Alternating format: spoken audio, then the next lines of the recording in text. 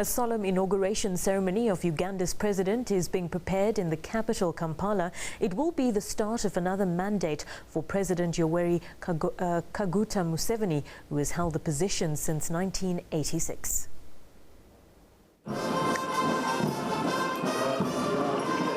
Armed forces go through the schedule of events.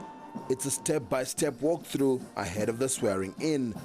Uganda's President Yoweri Museveni will take the oath for a sixth time since capturing power 30 years ago.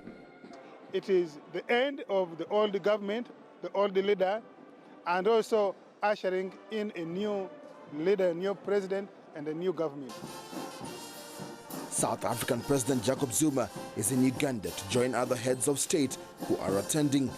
Uganda's government expects up to 300,000 people to gather at the Kololo main grounds. Security is on high alert. We are looking at two levels.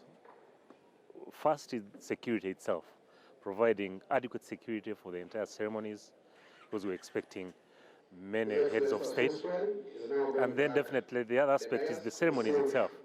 We'll be managing the ceremonies through the parade. We'll be having a fly past, we'll be having jets working together with the parade. The stage is set and security is well in place as President Yoweri Museveni prepares to be sworn in on Thursday. The ceremony here will mark the start of another 5-year term, one that is expected to be of major economic and social transformation. But as President Museveni awaits to receive the instruments of power, not everybody is welcoming his inauguration.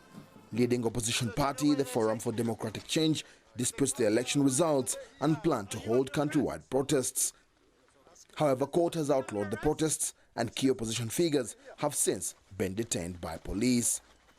Leon Senyange, SABC News, Kampala.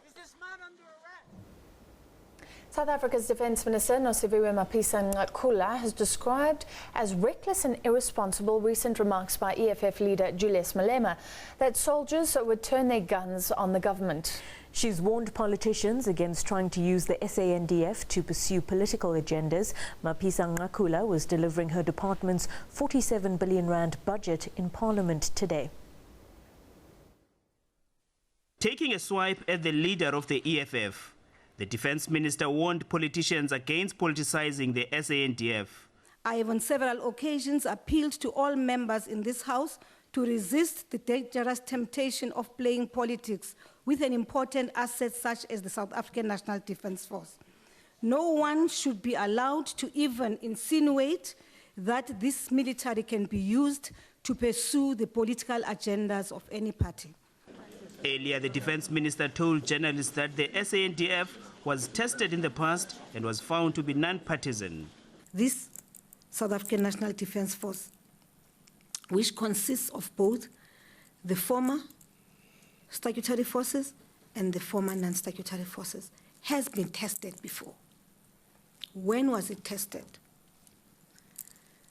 We've had challenges, political challenges in our country, some of which were right at the doorstep of the ruling party in this country. And the SANDF was never found interfering in those sorts of instances. And buying another presidential jet is not off the radar. Truth of the matter is we have an obligation to buy this new aircraft. This aircraft is not for President Zuma, as in President Zuma. This aircraft belongs to the South African National Defence Force. We never said it costs 4 billion. She told MPs that 47 soldiers who were deployed on a foreign mission in the DRC were fired due to ill discipline. They were endangering their lives and the lives of their comrades. You cannot send soldiers into an operational area and they desert their station. That's very, very dangerous. And I'm sure you'll agree with me that any defense force to succeed, discipline is a cornerstone.